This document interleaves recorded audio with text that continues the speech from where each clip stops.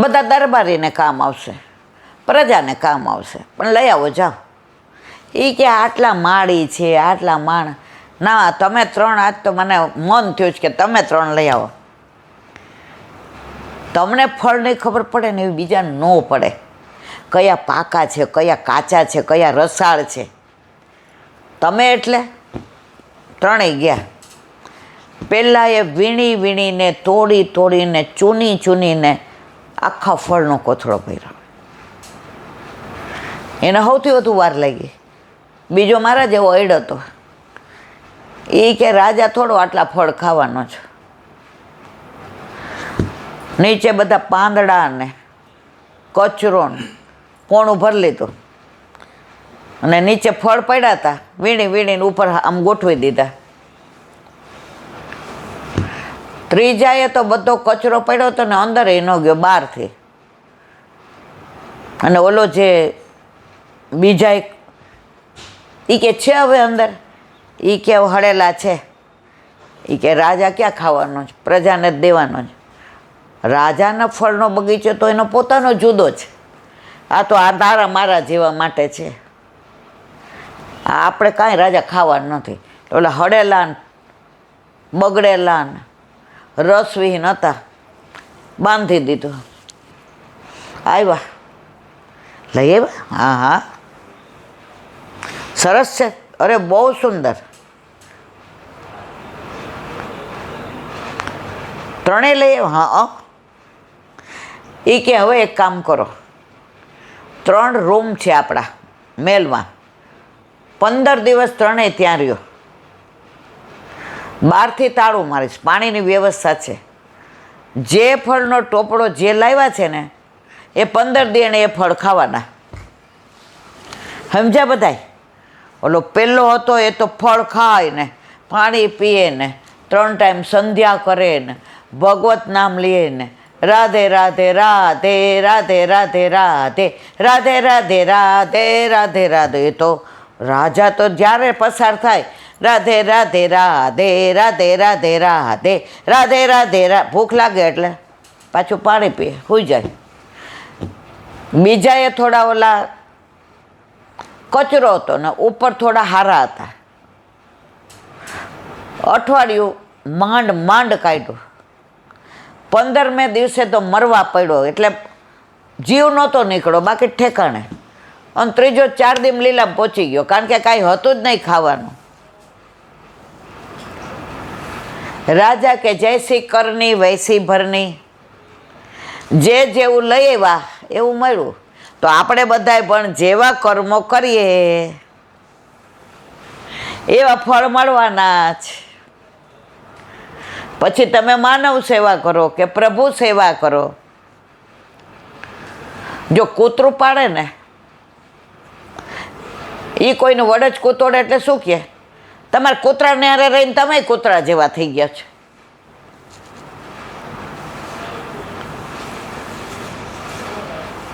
અને ઘરમાં ઠાકોરજી બિરાજતા હોય અને કોઈ જોરથી જરાય બોલે એટલે તરત મા બાપ શું કે, ભાઈ ઠાકોરજી સાક્ષાત છો, એને ક્લેશ નથી ગમતો, ધીમે બોલ. એ બારે ખોટું કરતા વિચાર કરશે. આ પ્રભુના આપણા ઘરમાં બિરાજવાના પ્રભાવ છે.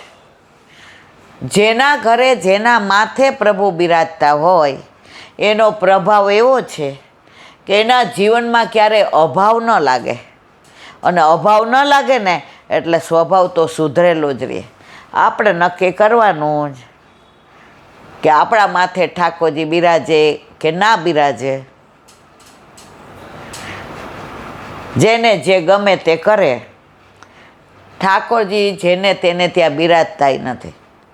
એને ઝૂંપડીમાં ગમે છો, પણ ઓલો મેલવાળો એને ઓલા દાદરા નીચે રાખે ને સીડી નીચે, એમાં એને મજા નથી આવતી.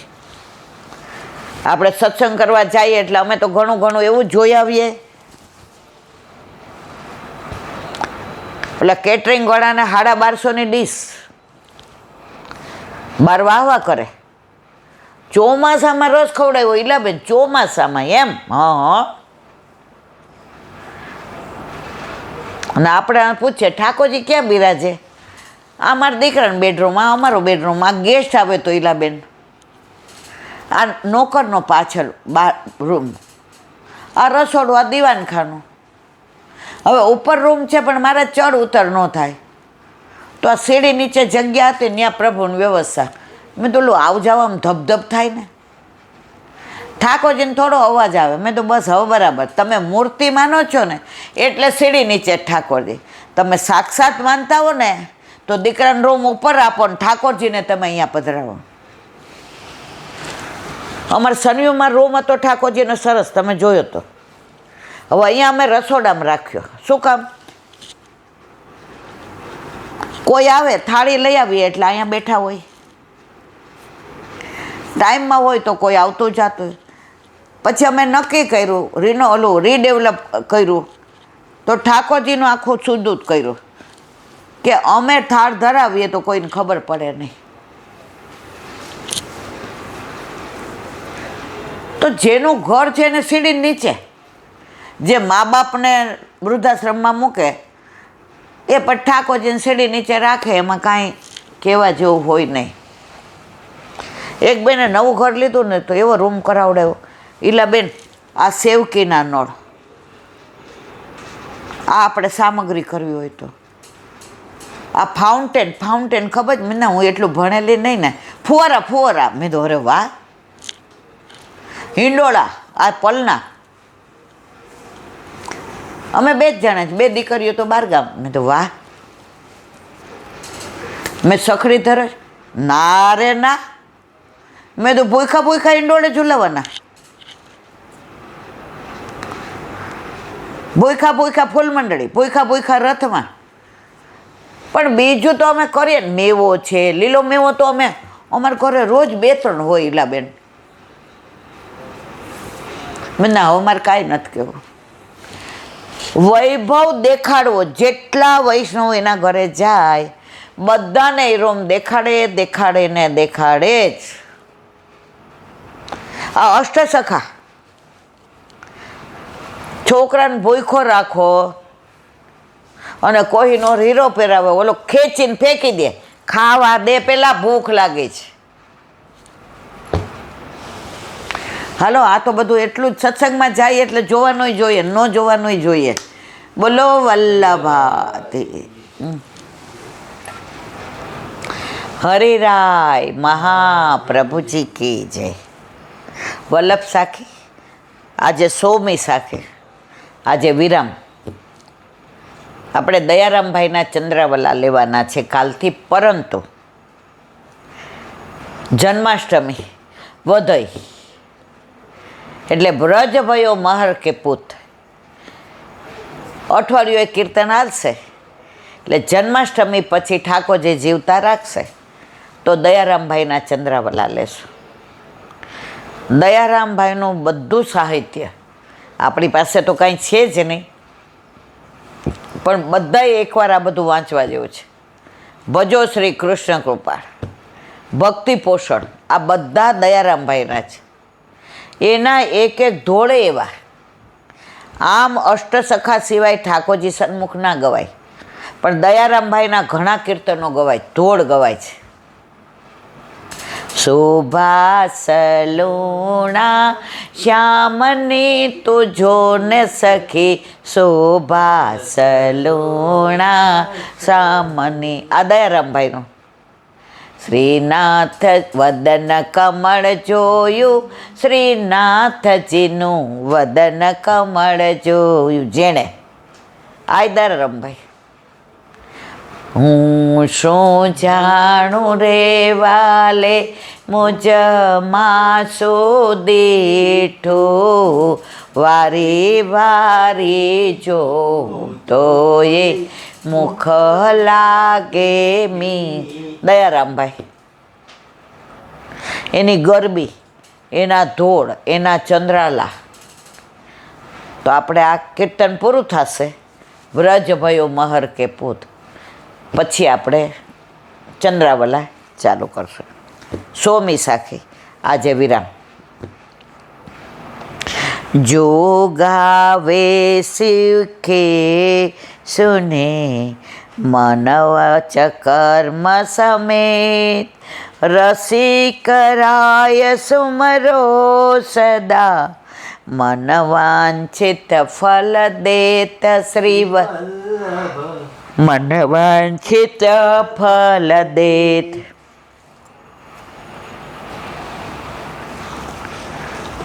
કોઈ પણ વસ્તુ તમે સાંભળો, બોલો કે સાંભળો, મન, કર્મ અને વચન. હવે આપણે ઘણીવાર ગુણાનુવાદ સાંભળતા હોઈએ, સત્સંગ સાંભળતા હોઈએ, કથામાં બેઠા હોઈએ, પણ આપણું ચિત્ત બીજે હોય, મન બીજે હોય. કર્મ કયું કરીએ છીએ? સાંભળવાનું. મનમાં વિચાર કયા આવે છે? બીજા આવે છે. તો એ ફલિત ન થાય. તો અહીંયા રસિકરાય એટલે હરિરાયજી, હરિદાસ, હરિરાય, રસિક પ્રીતમ, રસિક, આ બધાય જે કીર્તન છે એ બધાય હરિરાયજીના છે. તો જો તમે આ સો સાખી બરાબર ચિત્ત લગાડીને, ભાવથી ને, રસમગ્ન બનીને, એ રસમાં તરબોળ થઈને, સંસારને બાજુમાં મૂકીને, એ લીલામાં અંતર્ગત થઈને જો આ સો સાખી સાંભળી, જો આ સો સાખીને તમે સમજ્યા, આ સો સાખીનો તમે ભાવ કર્યો, આ સો સાખી ભાવથી તમે વાંચી સાંભળી, તો ફળની ચિંતા નથી કરવાની. બધું તમને મળી જશે. કારણ આમાં વલ્લભના ગુણાનુવાદ, ઠાકોરજીના, વ્રજના, અષ્ટસખાઓના, સાતે સ્વરૂપના, સાતે નિધિના, શ્રીજી બાવાના, આમાં શું નથી? આ સાગરને ગાગરમાં હરિરાયજીએ ભરી દીધો છે. વૈષ્ણવ આવે આંગણે, 3 વસ્તુ દેવાની: અન્ન, પાણી ને આસન. અષ્ટસખાની વાતો કરી, 7 સ્વરૂપ, યમુનાજી પુલિન, ગિરિરાજ, લલિત વ્રજ દેશ ગિરિરાજ રાજે, તિહારો દરસ મોહે ભાવે શ્રી યમુનાજી. તો આ સાગરને ગાગરમાં ભર્યો. હવે ગાગરનું પાણી તો પીઓ મારા વાલા, ઓલું તમે ન પી શકો, પણ ગાગરનું તો ઘૂંટડે ઘૂંટડે પીઓ. પણ આપણી પાસે સમય નથી. પછી જ્યારે આપણો સમય આવશે ને, ત્યારે હોશિયાર રહેવા આપણે પાછા વિનંતી કર્યો, સમય મારો સાધજે વાલા, કરું હું તો કાલા વાલા. ઠાકોરજી કે તને મારી માટે 100 વર્ષ જીવાડી, કે આજે તો તું મને યાદ કરીશ, આજે મારા માટે સમય કાઢીશ, આજે તો 100 વર્ષ તારી રાહ જોઈ, બોલ. તોય તને સમય ન મળ્યો. હવે તારો સમય સાધવાનો સમય મારી પાસે નથી.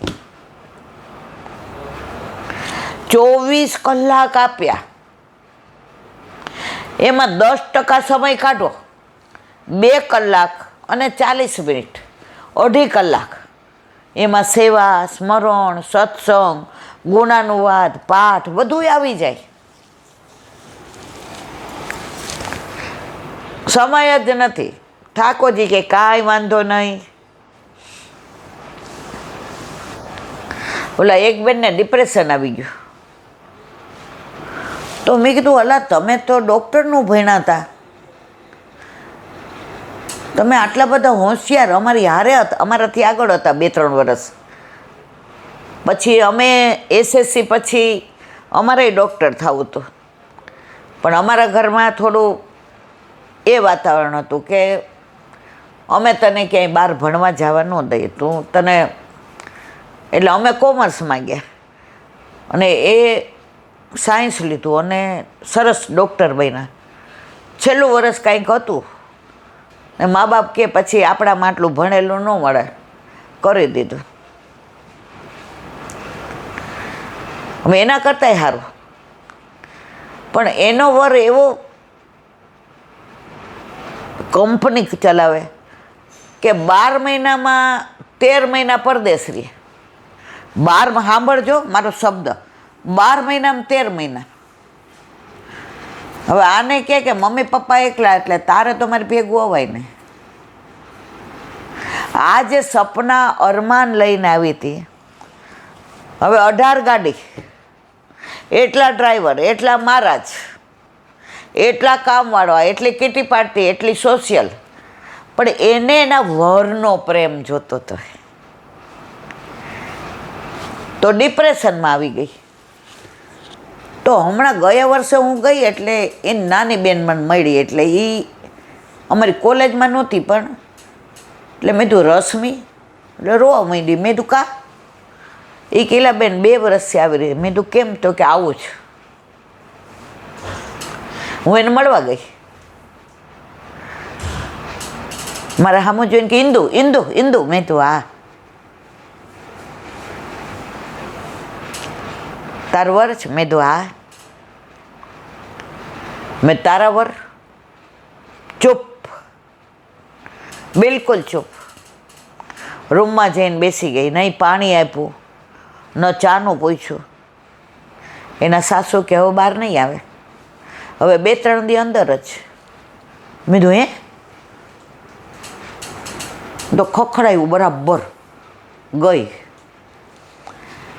મને કે પ્રેમ શું કહેવાય મને ખબર નથી. હું એકલી છું, એકલી પડી ગઈ છું.